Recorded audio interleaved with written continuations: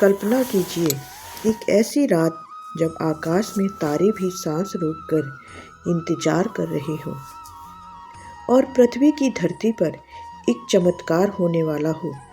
हवा में एक रहस्यमयी सुगंध फैली हुई हो, जैसे कोई अनजान शक्ति जाग रही हो।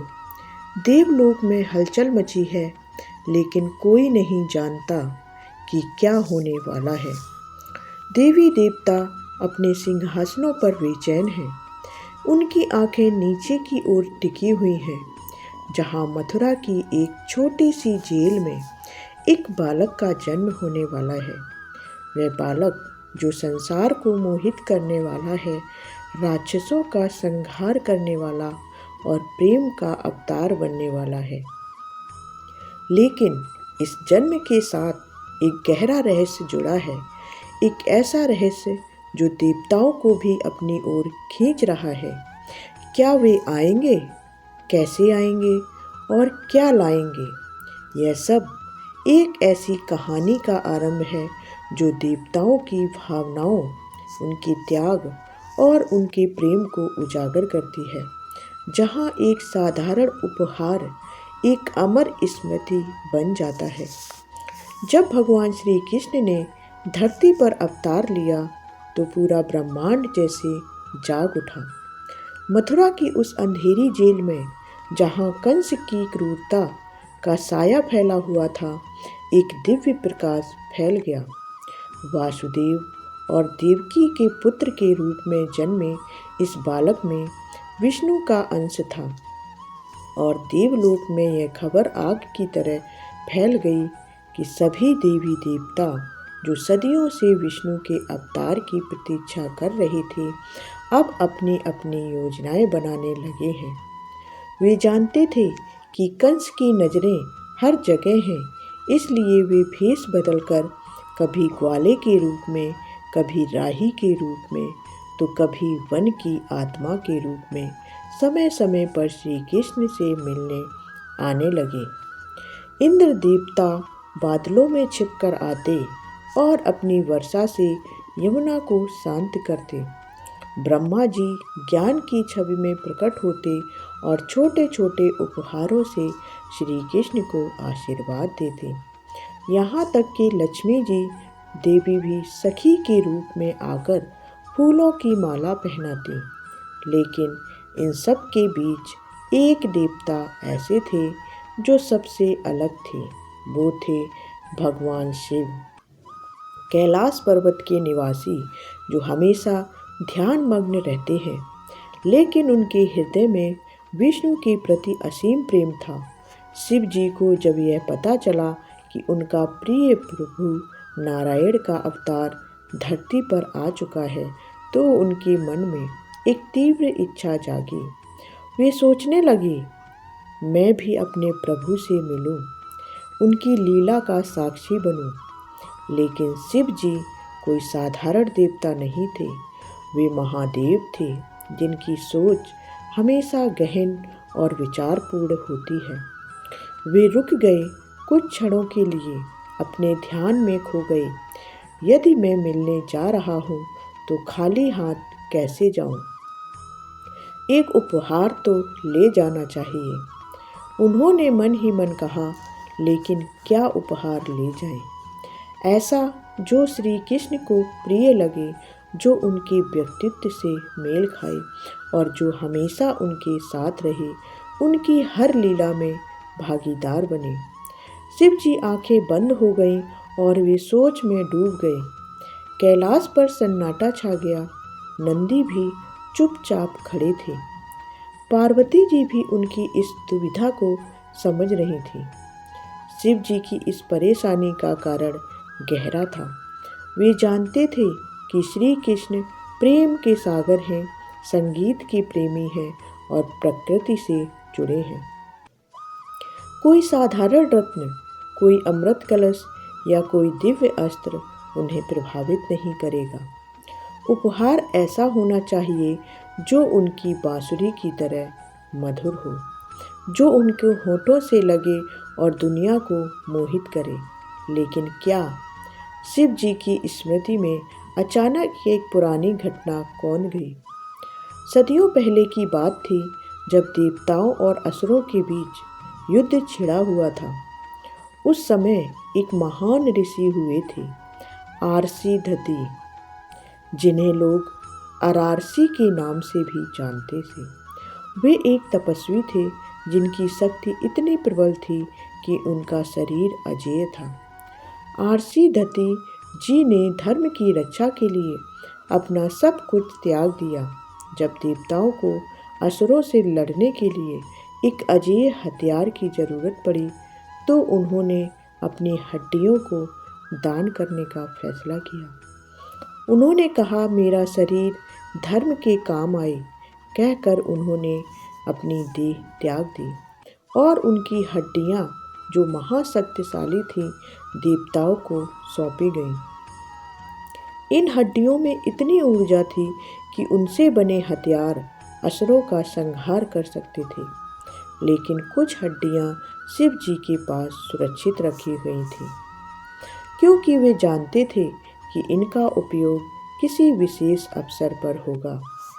अब शिव जी को याद आया, ये हड्डियां, इनमें निहित शक्ति, त्याग की भावना और दिव्य ऊर्जा, यही सही उपहार होगा। उन्होंने ऐसा सोचा। फिर सोचा कि आखिर ऐसा कैसे होगा। शिव जी ने अपनी तीसरी आंख खोली और कैलाश पर एक चमत्कार हुआ। उन्होंने उन हड्डियों को अपने हाथों में लिया और ध्यान से घिसना शुरू किया। हर घिसाई के साथ हड्डियां आकार लेने लगीं। शिव जी के स्पर्श से वे नरम हो गईं, जैसे मक्खन, और धीरे धीरे एक सुंदर मनोहर बांसुरी का रूप धारण करने लगी। बांसुरी की हर छिद्र में आरसी धती जी का त्याग समाहित था। हर सुर में उनकी शक्ति। शिव जी की इसे बनाते हुए मंत्र पढ़े ताकि यह बांसुरी न केवल मधुर हो बल्कि कृष्ण की लीला में सहायक बने। इस बांसुरी की रचना की प्रक्रिया खुद में एक महाकाव्य थी। शिव जी ने कैलाश की बर्फीली हवाओं में बैठकर घंटों तक इसे तराशा। पहले उन्होंने हड्डियों को पवित्र गंगा जल से धोया ताकि कोई अशुद्धि ना रहे। फिर अपनी योग शक्ति से उन्हें गर्म किया और आकार दिया। बांसुरी लंबी थी, चिकनी, और उसकी सतह पर दिव्य चिन्ह उकेरे गए, जैसे सर्प की आकृति जो शिव जी का प्रतीक थी, और कमल का फूल जो विष्णु का प्रतीक था। हर छिद्र को इस तरह बनाया गया कि जब हवा गुजरे तो सुर निकले जो ब्रह्मांड को कपा दें। शिव जी ने इसे बजाकर परखा। पहला सुर निकला और कैलाश पर फूल खिल उठे, पक्षी गाने लगे और पार्वती जी मुस्कुरा उठी। यह परिपूर्ण है, शिव जी ने कहा। अब वे तैयार थे। भेष बदलकर एक साधु के रूप में वे धरती पर उतरे। गोकुल में जहाँ यशोदा माँ कृष्ण को पाल रही थी, शिव जी वहाँ पहुँचे। छोटा सा कृष्ण गोद में खेल रहा था, अपनी मुस्कान से सबको मोहित कर रहा था। शिव जी ने उसे गोद में लिया और चुपके से बांसुरी उसके हाथों में थमा दी। यह तुम्हारा है प्रभु, उन्होंने मन ही मन कहा। कृष्ण की आंखें चमक उठीं, जैसे वे जानते हों कि यह क्या है।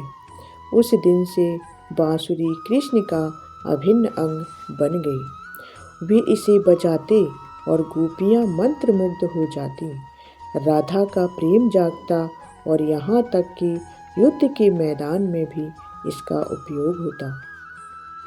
आरसी धती जी की कहानी खुद में प्रेरणादायक थी। वे एक ऐसे ऋषि थे जिनका जन्म एक ब्राह्मण परिवार में हुआ था। बचपन से ही वे तपस्या में लीन रहते थे। उनकी शक्ति का रहस्य उनकी भक्ति में था। वे विष्णु के भक्त थे और शिव जी के भी बड़े भक्त थे। जब असुरों ने देवताओं पर आक्रमण किया तो इंद्र ने आरसी धती जी से मदद मांगी। मुझे एक ऐसा हथियार चाहिए जो अजेय हो, इंद्र ने कहा। आरसीधति जी ने हंसकर कहा, मेरा शरीर ही हथियार है। उन्होंने ध्यान में बैठकर अपनी आत्मा को शरीर से अलग किया और हड्डियां दान की। इन हड्डियों से न केवल वज्र बना बल्कि कुछ शिव जी के पास पहुंची। शिव जी ने उन्हें संभाल कर रखा, क्योंकि वे जानते थे कि त्याग की यह शक्ति किसी बड़े उद्देश्य के लिए है। अब वही शक्ति बांसुरी में समाहित थी। कृष्ण जब इसे बजाते तो आरसीधति जी का त्याग जीवित हो उठता।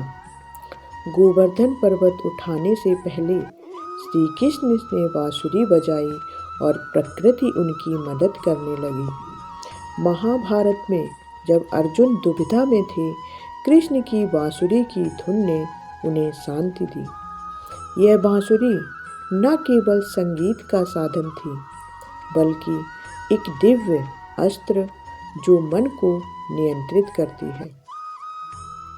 शिव जी का यह उपहार कृष्ण और शिव के बीच के अटूट बंधन का प्रतीक बन गया। दोनों देवताओं का प्रेम इतना गहरा था कि वे एक दूसरे के पूरक थे। शिव विनाश के, कृष्ण संरक्षण के। बांसुरी ने इस प्रेम को अमर कर दिया। समय बीतता गया, कृष्ण की लीलाएं जारी रहीं और बांसुरी हमेशा श्री कृष्ण के साथ रही। गोपियों के साथ रासलीला में, वन में, मयूर नृत्य में, हर जगह बांसुरी श्री कृष्ण के साथ रही। शिव जी कभी कभी छिप कर देखते और मुस्कुराते। पार्वती जी से कहते, देखो हमारा उपहार कितना सफल हुआ। लेकिन इस कहानी में एक गहरा संदेश छिपा है। त्याग की शक्ति, आरसीधति जी का त्याग, शिव जी का विचार और कृष्ण का प्रेम, यह दिखाता है कि सच्चा उपहार वह होता है जो दिल से दिया जाए और जो प्राप्तकर्ता के जीवन में घुल मिल जाए। अब जब जैसे ही कहानी समाप्त हो रही है, तो कल्पना कीजिए उस रात को जब बांसुरी पहली बार बजी। आकाश में तारे झिलमिला उठे, यमुना की लहरें थम गईं और ब्रह्मांड ने एक गहन शांति महसूस की। यह उपहार न केवल एक वस्तु था, बल्कि देवताओं की एकता का प्रतीक, त्याग की मिसाल और प्रेम की अमर धुन था। आज भी जब हम कृष्ण की बांसुरी की बात करते हैं, तो कहीं न कहीं शिव जी की वह सोच, आरसीधति जी का बलिदान और वह दिव्य रचना जीवित हो उठती है। यह कहानी हमें सिखाती है कि सच्चा प्रेम उपहारों में नहीं, बल्कि भावनाओं में बसता है और वह हमेशा साथ रहता है, जैसे कृष्ण की बांसुरी उनकी होठों से रहती है। तो हमारी ये रहस्य भरी कथा आपको कैसी लगी, कमेंट करके ज़रूर बताएं और कमेंट में जय श्री कृष्णा हर हर महादेव ज़रूर लिखें, जिससे भगवान की कृपा आप पर और आपके पूरे परिवार पर हमेशा बनी रहे। धन्यवाद।